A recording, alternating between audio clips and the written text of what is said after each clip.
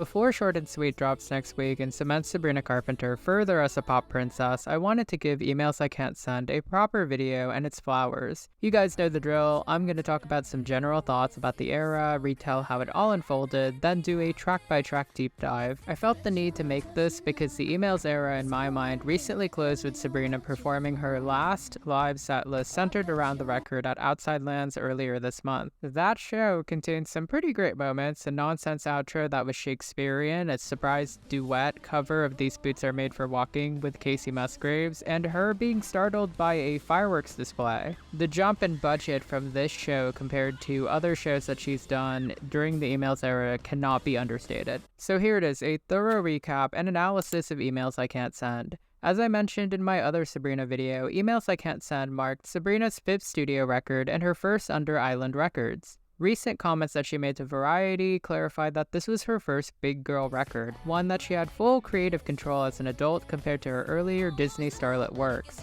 With that, Emails is more or less, in Sabrina's eyes, a proper debut record. Her first standalone release, Under Island, was Skin, which marked Carpenter's first charting song on the Hot 100. While Skin was relatively successful, Carpenter opted to work with different songwriters and producers for the album that would eventually become Emails. Many people underestimate the pull being on a major label has. For one, it connects artists with top-level producers and writers. Sabrina herself is an already solid writer, but she was armed to the teeth on this record. Heavy hitters like Amy Allen, Skylar Stonestreet, Steph Jones, and a personal favorite of mine, Julia Michaels, joined the project. I just want to spotlight Amy Allen for a second. I argue that she is currently Carpenter's secret weapon and most valuable collaborator. Allen is an experienced hit writer, having done Selena Gomez's Back to You and Halsey's Without Me back in 2018, as well as Harry Styles' Adore You. Her work on Harry's House actually scored her an infamous Album of the Year Grammy. Most recently, she co-penned fellow Gen Z pop starlet Tate McRae's Greedy. Allen was only credited on 3 of 17 tracks on Emails I Can't Send, including the deluxe. That also includes its highest charting track, Feather, but she went on to write Espresso and Please Please Please, the 2 smash hit singles off Emails' hotter and older sister Short and Sweet.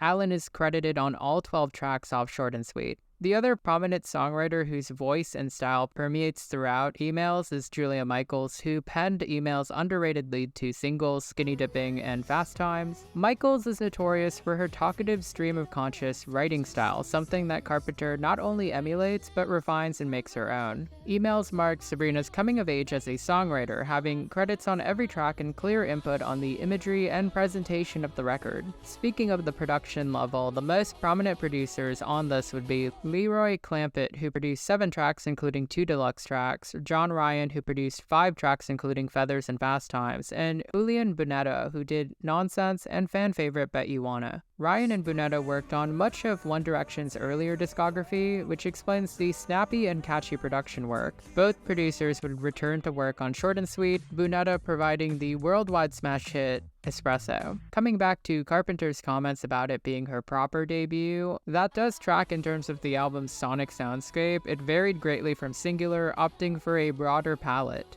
There's a lot of folk and funk and dance pop with elements of R&B from her earlier works in here. The emphasis on guitar and piano gave it a lighter feel. Thematically, it centers around emails addressed to herself. She would remark that it was a time capsule of a time in her life and that the songs were based on real nights or experiences and reflecting on foreshadowing. In spite of being a collection of moments scattered through time, it's clear that this is a breakup record showing different states of emotional turmoil and an eventual understanding of herself and her worth. The way that the opening title track perfectly unwinds itself in the standard closer decode, the callback to October 13th, 10:15, that is the glue that gives these tracks a semblance of a timeline. Speaking of heavy emotions and anxiety and things we feel we can't say, sometimes creating content regularly gets to me. As rewarding as it is making new videos each week, sometimes it gets to be a lot. There are moments where I check my metrics or compare myself to other creators, and that's never fun.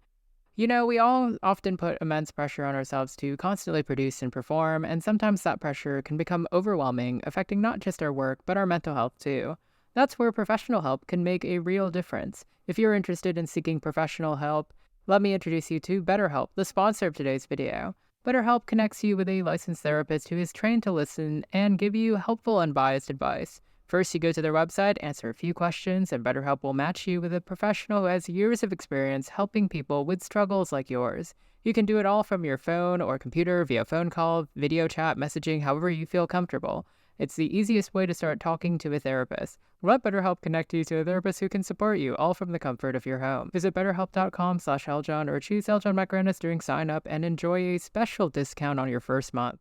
My personal favorite facet of the record is how it showcases Carpenter's range as an artist. Each song manages to sound cohesive but reflects a potential direction or niche that Carpenter could have occupied. Songs like Vicious and Fast Times hint at how she could do pop rock very well. One of my personal favorites, Already Over, hints at a potential in the country genre, a place that her voice really suits magically. Nonsense filled an Ariana Grande-sized gap for me and other fans while she was on hiatus, while songs like Feather and Read Your Mind gave disco pop perfection. One thing about Sabrina is that she's very much a genre chameleon, something bolstered by her acting background in my opinion. That being said, Emails feels like a debut record for better or worse because it doesn't commit to a specific palette or soundscape. I argue that that was actually one of the key factors in it failing to initially gain traction until much later. In this section, I'm going to talk about how the singles didn't do it justice and how she didn't really have an identity for a while. Looking back, despite the quality of the music, the early single choices were baffling and hinted that her label didn't really know how to pitch Carpenter to the public.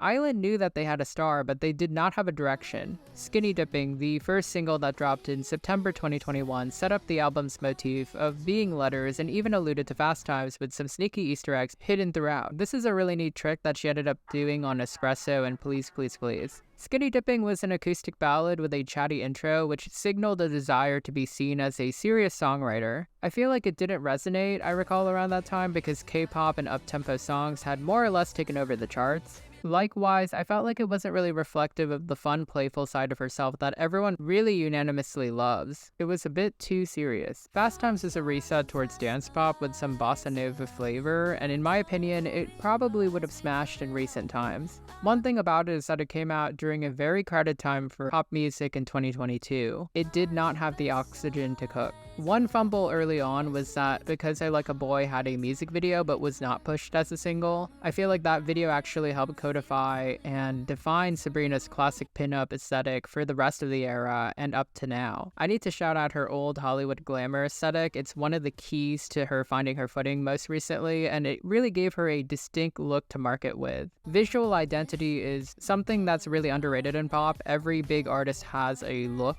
Sabrina defined hers more or less during this time, she just needed an audience. Sabrina would drop the album in July to solid reception and modest sales and tour it, even having 2 legs in North America. It was really her changing up the ending to Nonsense throughout the tour that gained her some fans on TikTok. That song, compared to the earlier singles, actually showcased her witty and playful personality. Oftentimes, pop stars can get lost in the shuffle because they fail to show us personality. It really is those funny interview moments and onstage things that get us to fall in love with the artist, in my opinion, and this gave her a platform to get people to fall in love with her. Nonsense becoming a single officially definitely was the earliest signs of her eventual rise. It organically grew to a peak of 56 on the Hot 100 in January 2023 and was her highest streamed song on Spotify up until this year. Not only did it become a signature song for Sabrina, it established a sonic direction for her, hence Bunetta coming back to do Espresso later down the line. Sabrina would drop the deluxe version of Emails, complete with 4 new tracks to capitalize. A key moment happened when Taylor Swift hand-selected her to open for her South American tour dates for the Eras Tour. The exposure and media attention that she got from that gig not only helped introduce her to new fans, but it really helped her sell and cement her personality to the masses. Carpenter's found this really solid niche of evoking early Britney and Christina. She feels like a modern take on the classic blonde and bubbly pop ingenue with a sardonic bite to everything. She really knows how to pull from timeless iconography very effortlessly. The ultimate test of her staying power was seeing if she could leverage that Eras Tour momentum to score a hit. Feather, a favorite from the deluxe and touring, became a single officially on Halloween. Its horror-themed video caused a small stir when, despite getting approval from the church it was filmed with, it did face backlash, of which we know she responded with this very clever shirt. Regardless, the song became her first top 40 single, peaking at 21 and even hitting the top of the pop radio charts. Co-written with Alan and produced by Ryan, it felt like a continuation of the airiness of Nonsense, but with a newer, sassier, brash lyricism to it. It felt like a refinement to a formula that was still in the progress. Carpenter would continue to tour and use much of the Emails I Can't Send album for festival appearances, including her now iconic Coachella set, a star-making moment that launched the lead single to Short and Sweet Espresso. Interestingly enough, I always found it odd that Carpenter didn't try to launch any of the remaining tracks on the album that she had toured with as promo songs. Read Your Mind and Bet You Wanna both could have been really good post-record singles buoyed by fan interest. Fellow 2024 breakout Chappell Roan has actually seen album tracks off her debut rise in the charts alongside Good Luck Babe. That being said, Sabrina likely did want to move forward into the Short and Sweet record, having the record more or less complete for a late summer launch. Still, I can't help but wish this record got its proper justice. It has so far peaked at 23 from its original release date. Shockingly low number considering all things. Likewise, the album itself feels like it contains smash after smash. It's just such a well-machined and easy to listen to record. I'm kind of shocked how bad Island had marketed it initially. There were many exterior factors that people will point their fingers to, like the rather unfortunate turn of luck post 2021's driver's license drama, but ultimately it did work out to a best case scenario where Sabrina has emerged as one of 2024's biggest breakouts. But I have to say, we did sleep on Emails I Can't Send. Collectively as a public, if you are a Sabrina fan who has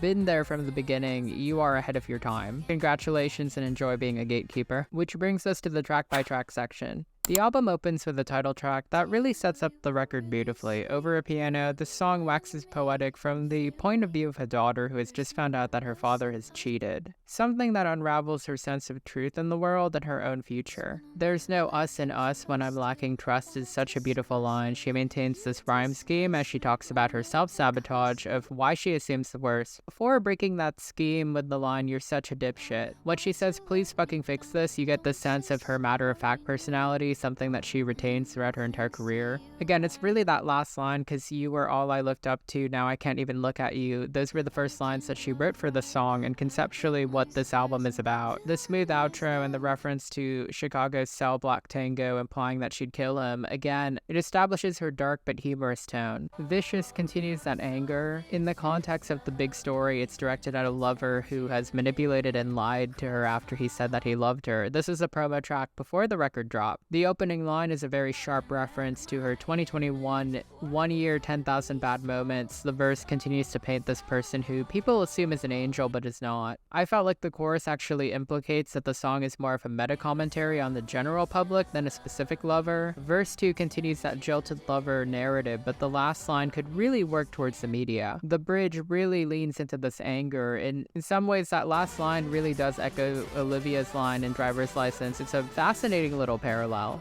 Read Your Mind is just this explosive dance pop track. I definitely understand why it opened many of her set lists. This one, I'm shocked, never actually got a radio push. The way that it opens angelically, evoking Cardigan's Love Fool or earlier Mandy Moore is just such a nice throwback. It's a very straightforward song about not being able to read a lover's mind, yet what she does melodically is so interesting here. It is astounding how many hooks are in the song. The ornamentation of the Oz keeps you in the verses where she really does dress down this man. The pre-chorus, which changes in lines yet keeps the melodies and keeps the story going, is always an interesting boost. But the chorus is just so fun and easy to learn. The way that she pauses and lets the words sink in, it's very intuitive. But day and night, want me at your beck and call is my favorite line. It's just so fancy. It almost sounds medieval. The soft and quiet reprise of that line in the bridge, where it winds up to an explosive final chorus, always gets me amped. That's really good songwriting, really good production. The strings. This one's a favorite of mine. Tornado Warnings is another personal favorite song of mine. I saw a very fun edit to it for the movie Twisters, and it was game over for me. I was obsessed. This one is so very clearly written by Julia Michaels, the poetic, descriptive feel of it. I love the smooth little production and the groove that keeps this rather dark and sad song about ignoring red flags flashy and upbeat.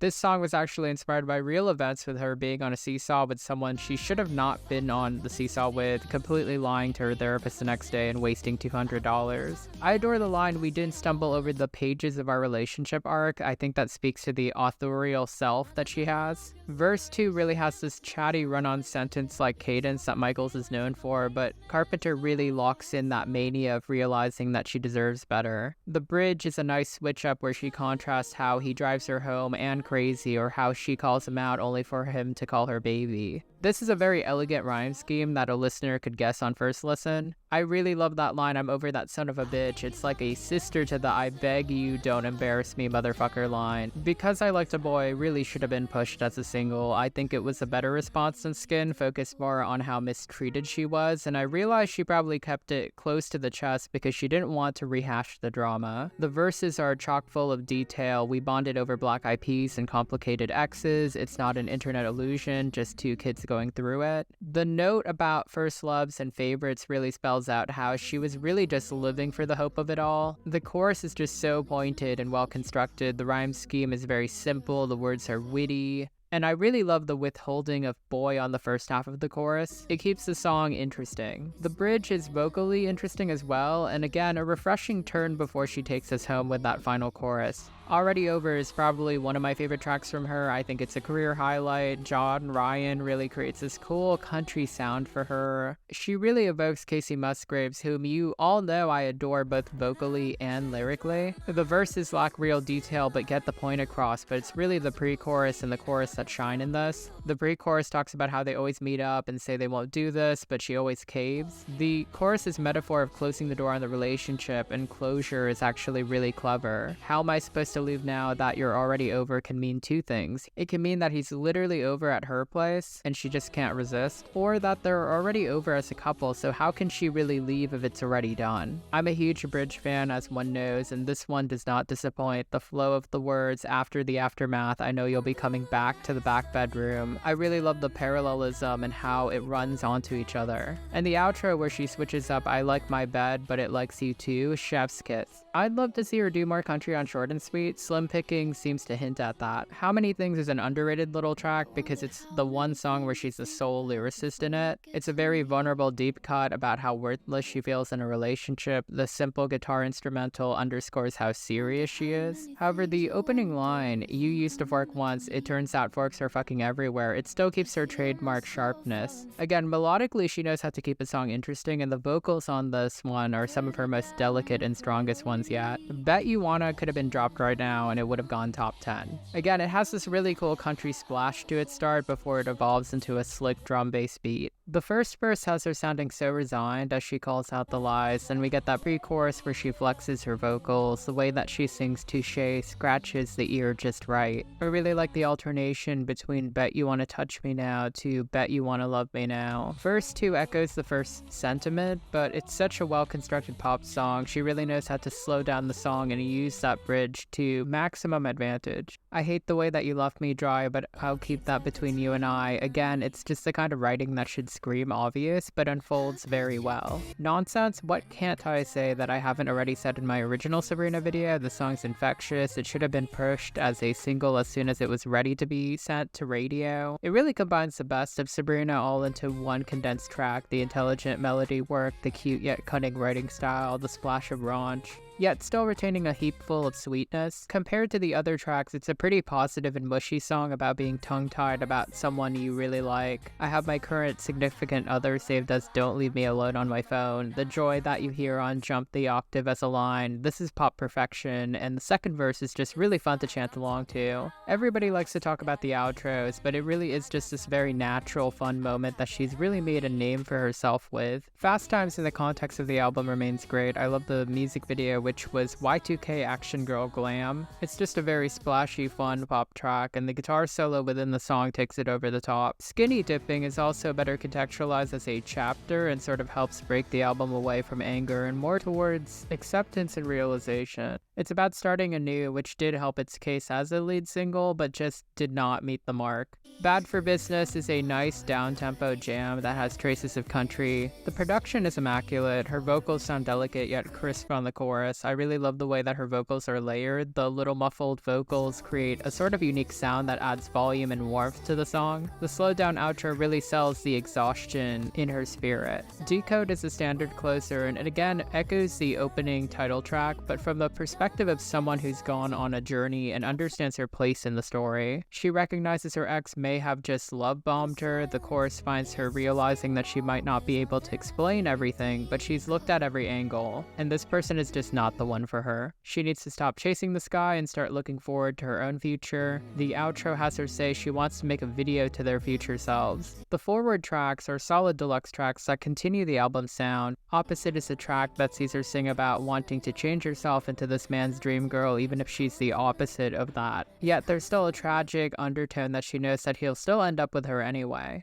Feather is a total smash hit, from its playful fun delivery to its literal feather lightness to how quotable it is. Again, that pre-chorus will just have you singing along, and the chorus is candid. Your signals are mixed, you act like a bitch, you fit every stereotype, send a pic. It almost makes you feel bad for this guy, almost. Anyone who's been scorned by a lover, this one's a staple. I think it's a perfect signature song for Carpenter and the era at large. It's infectious and hooky, and the bridge becoming the final chorus and outro. Sabrina and Amy Allen knocked it out of the park. I think this one's gonna be one of her all-timer tracks. It already is, but like years from now, people are still gonna be singing this. Lonesome is a country-flavored ballad with some of her best vocals. You Can't Spell Lonesome Without Me will have you both sad for her and nodding how real that is. Things I Wish You Said is a cool closer. I just did not find it as strong as Decode. To me, it does comprise of things that she wishes her ex would say to her, which is really meaningful. Many actually believe that this is a direct address to Joshua Bassett, which does give it some weight and heft.